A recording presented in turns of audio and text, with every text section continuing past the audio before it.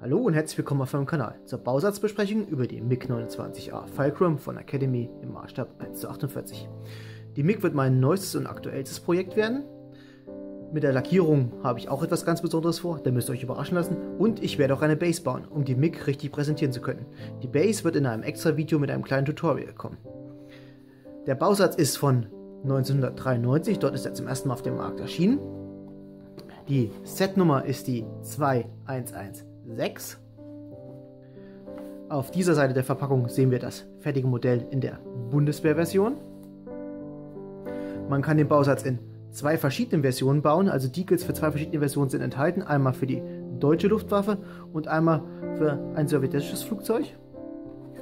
Auf dieser Seite nochmal die Front. Und hier haben wir auch nochmal ein Foto von einer startenden MiG, von dem Modell, mit einer kleinen Erklärung. Ich würde sagen, wir schauen einfach mal rein. Jetzt schauen wir uns den Inhalt an. Der Karton öffnet Academy typisch nach oben. Als erstes sehen wir hier die Bauanleitung und den Lackiervorschlag. Einmal die russische Version sowie die deutsche Version. In der Bauanleitung sind auch die Decals.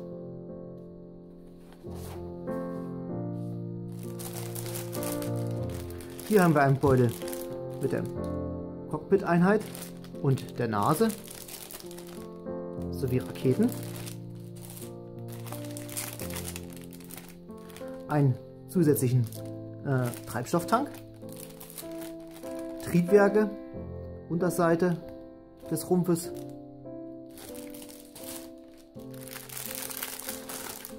und eine größere Tüte mit der kompletten Flugzelle. Die Oberseite, die Seitenleitwerke, Tragflächen und Triebwerkseinlässe. Wir machen jetzt jede einzelne Tüte auf und da zeige ich euch die Gießäste. Am Ende vom Video habe ich auch noch Fotos von jedem einzelnen Gießast. Dort könnt ihr dann Pause drücken und euch die einzelnen Teile in Ruhe anschauen. Fangen wir jetzt erstes mit der Bauanleitung an. Auf der Vorderseite sehen wir nochmal ein Schwarz-Weiß-Bild der Boxart und eine kurze Geschichte über die MiG-29, ihre Bedeutung, wann sie entwickelt worden ist, wie sie bewaffnet worden ist und dass diese Version, die MiG-29A, die letzte Version ist, die gebaut worden ist. Wenn wir die Bauanleitung aufschlagen, diese lässt sich seitlich öffnen, haben wir hier auf der ersten Seite einmal eine Erklärung zu den Zeichen. Hier beginnt der Bau des Cockpites, der Schleudersitz sowie das Einsetzen des Cockpits von unten in die Flugzelle, das Verbinden der Flugzelle, dann der Zusammenbau der Nase und hier steht, dass man auch etwas Gewicht braucht. Da werde ich jetzt mal rausfinden, wie viel das noch ist. Dann Fahrwerksschächte mit einem Originalfoto der Verkabelung der Fahrwerksschächte, um es eventuell nachzustellen. Das Fahrwerk, das Bugfahrwerk in seinen kompletten Details, die Klappen, Triebwerkseinlässe und die Luftbremse.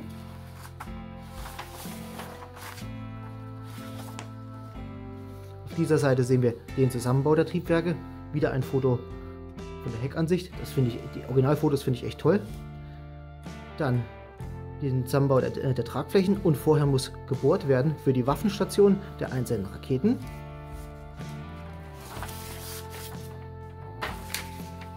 Das Waffenlayout, das Anbringen der Raketen, Anbringen des Zusatztankes, nochmal Detailfotos,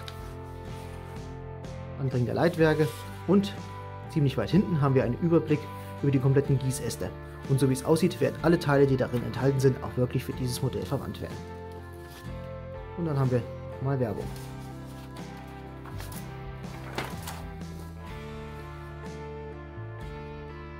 Bei den Bemalungsanleitungen sehen wir einmal hier eine Angabe der Farben. Diese muss man leider in einem Konverter umwandeln, damit man die richtigen Farben für sich und seine Produkte herausfindet. Hier ist auch nochmal eine Erklärung der einzelnen Farben mit unterschiedlichen Sprachen. Das ist die deutsche Version. Es steht leider nicht genau, welche Version das ist und wo das Flugzeug eingesetzt worden ist. Nur West German Version. Und eine Version aus Russland. auch mit unterschiedlichen Angaben von Farben.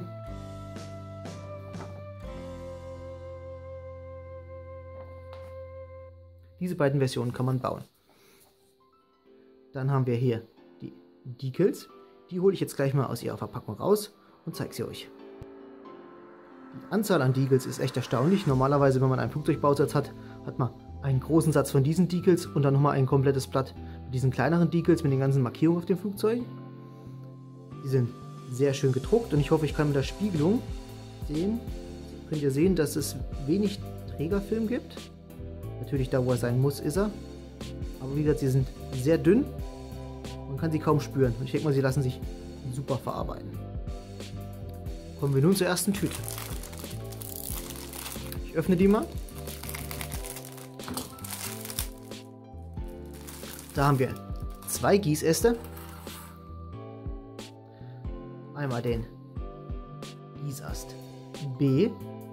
Hier sieht man auch, Produktionsdatum ist 92. Aber der Bausatz, wie gesagt, ist 93 auf den Markt gekommen. Trotz seines Alters hat der Bausatz richtig schöne Panel Lines. Diese sind auch tief genug, damit ein Wash gut eindringen kann. Auch die Nieten sehen toll aus. Dann das Cockpit mit kleinen Konsolen. Und die Nase des Flugzeugs, diese aus 2 Teilen besteht. Da muss man natürlich schauen mit dem Versäubern, dass man alle Teile gut hinkriegt. Dann haben wir hier den Gießast E, an dem befinden sich die Raketen. Bei diesem Bausatz sind 3 verschiedene Raketentypen verbaut. Es handelt sich aber um Luft-Luft-Raketen. Alle 3 Versionen. Da haben wir hier einmal die R-27R Luft-Luft-Rakete mit einer hohen Reichweite von 80 Kilometern. Die mittlere Version ist die R-73, das ist auch eine Luft-Luft-Rakete mit einer Reichweite von 30 Kilometern und einem Infrarotsuchkopf. Und die kleinste Version ist die Kurzstreckenrakete, die R-60 mit einem Infrarotkopf und 8 Kilometer Reichweite. Hier sehen wir den Sitz des Piloten und das vordere Fahrwerksbein sowie die Waffenstation und noch kleine Antennen und Anbauteile. Sowie den Instrumententräger.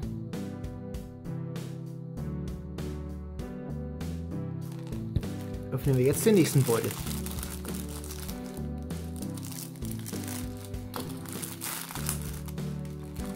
Hier sind auch wieder 2 Gießäste enthalten. Wir fangen erstmal mit den kleineren an. Das ist der Gießast F mit dem großen Außentank. Dieser hat auch schöne Panel Lines. Dann die Luftbremse. Nochmal Lufteinlass, kleine Stoßdämpfer sowie Teile für das Cockpit. Die Auswurfmarken sind alle auf der Innenseite, also man wird davon nichts sehen. Die Angusspunkte sind klein genug gewählt und lassen sich bestimmt gut trennen. Als nächstes haben wir hier den Gießast D mit der Unterseite des Cockpits. Dort befindet sich der Fahrwerksschacht. Auch dieser hat Details im Inneren, die Verkabelung und Nieten, das sieht sehr schön aus. Dann die Triebwerksturbine, Fahrwerksbeine und Fahrwerksschächte. Diese haben auch Details, haben aber auch Auswurfmarken. Das heißt, seht ihr hier, die müssen versäubert werden, weil das sind wirklich alles sichtbare Teile. Was mir sehr gut gefällt, die Räder haben out of the box eine Beschriftung. Das ist eher selten für Kunststoff. Hier haben wir jetzt die letzte Tüte. Dort befinden sich 2 große normale Gießäste darin und die Klarsichtteile.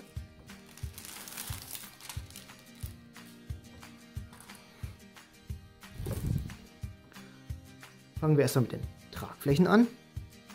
Dieses ist der Gießast C. Die Tragflächen sehen toll aus. Sie haben keine Sinkmarken. Das ist nur Verfärbung, was man hier so sieht im Licht vom Kunststoff. Mit, ich glaube, wir können das hören. Die Panel Lines, die Triebwerkseinlässe, Umfassung der Triebwerke und die andere Seite des Flügels.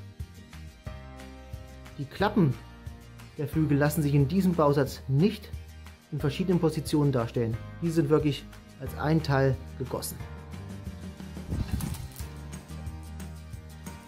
Hier haben wir jetzt den Gießast A.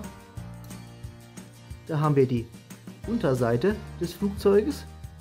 Hier kommen die Fahrwerksschächte hinein, für das hintere Fahrwerk, das Hauptfahrwerk und das Bugfahrwerk, sowie den Anfang der Triebwerke. Auch hier sind überall schöne Paneele zu sehen. Die Seitenflossen haben auch Nieten. Was mir sehr gut gefällt, ich sehe nirgendwo Fischhäute. Alle Teile sehen sehr schön aus, keine Sinkmarken. Dafür, dass der Bausatz schon ein paar Jahre auf dem Buckel hat, hat er eine echt super Qualität. Auch hier die kleinen Lüftungsgitter, alles sehr schön gegossen, und auch hier die Nieten, die sind sogar richtig erhaben. Hier sieht man die Innenseite des Triebwerksschachtes des Hauptfahrwerks, und dort ist auch schon eine Verkabelung aufgebracht. Dort wird sich bestimmt ein Wash sehr gut machen, um alles zu betonen. Auch hier die Klappen für das Bugfahrwerk, auch mit Nieten und Details versehen. Sehr schön. Kommen wir jetzt zur letzten kleinen Tüte. Das sind die Klarsichtteile.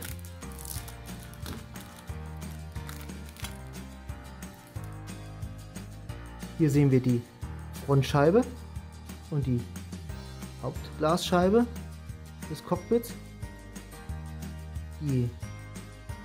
Erstmal ist das der Gießast G. Er ist absolut klar, ich hoffe, ihr könnt das erkennen. Es gibt keine Schlieren.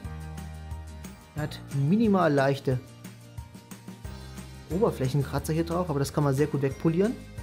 Aber ansonsten sehen die Glasscheiben wundervoll aus.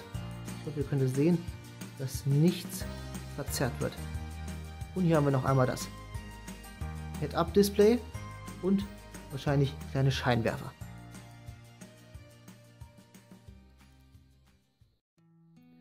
Mein Fazit zu dem Bausatz ist echt positiv. Ich habe mit euch jetzt auch zum ersten Mal die Teile gesehen.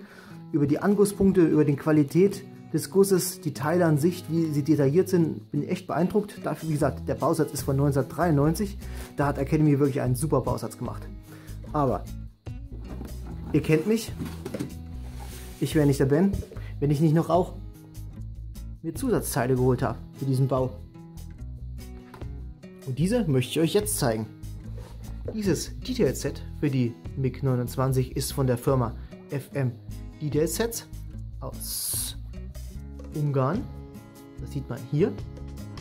Die Setnummer ist die 489803. Wenn wir das Set jetzt öffnen, kommt einmal ein ganzes Paket heraus. Alles in Luftpolsterfolie geschützt. Hier sehen wir einmal die Resinteile, dann die Anleitung mit einem Überblick über alle enthaltenen Teile, den Fotoaidsträger und wie das Set zusammengebaut wird.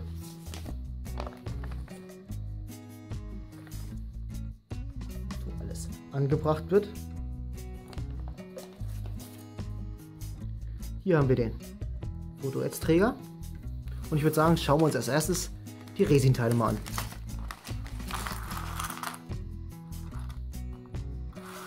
Als erstes sehen wir hier die Triebwerksauslässe.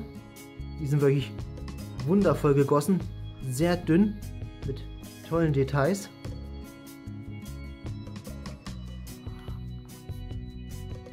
Dann haben wir hier ein neues Cockpit mit Konsolen und die Schiene des Schleudersitzes sowie ein Fußboden. Den neuen und besseren Schleudersitz mit wundervollen Details sowie den Gurten. Zusätzliche Seitenwände für das Cockpit mit den restlichen Schaltern und Hebeln. Dann haben wir hier zwei neue Turbineneinlässe.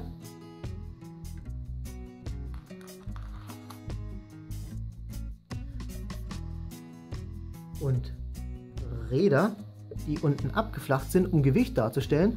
Natürlich auch mit Beschriftung. Sehr schön detaillierter Felge.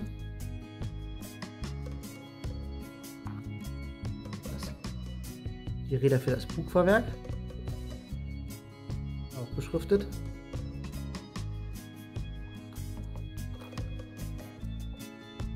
Teile für das Cockpit. Den Instrumententräger. Und noch weitere andere Detail-Sets, alle in das Cockpit verbaut werden.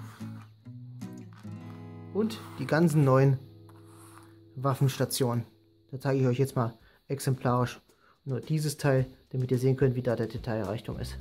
Mit den Nieten und Verstrebungen und den Halterungen, die die Raketen aufnehmen. Dies ist die Tüte mit den Foto-Teilen.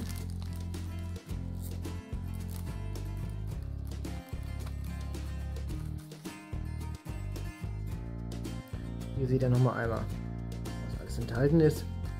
Triebwerksteile, neue Armaturenträger, Teile für das Fahrwerk, kleine Spiegel für den Innenraum, die Abdeckung der Triebwerkseinlässe, andere Lufteinlässe und auch nochmal Innenteile fürs Cockpit.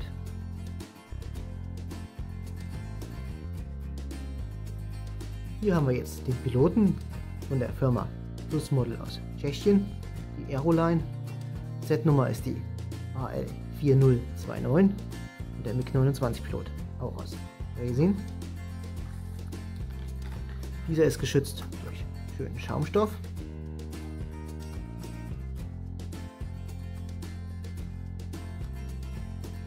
Hier können wir die tollen Details sehen.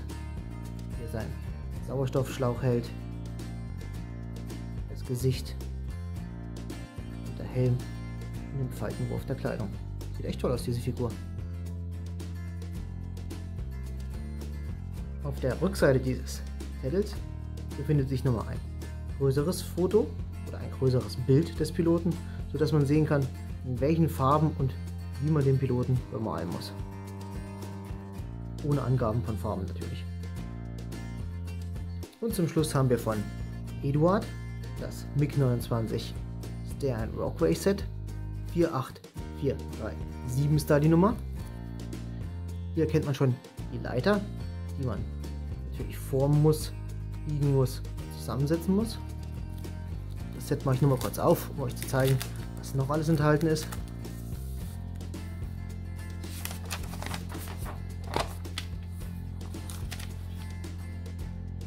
Jetzt haben wir da mal das Set.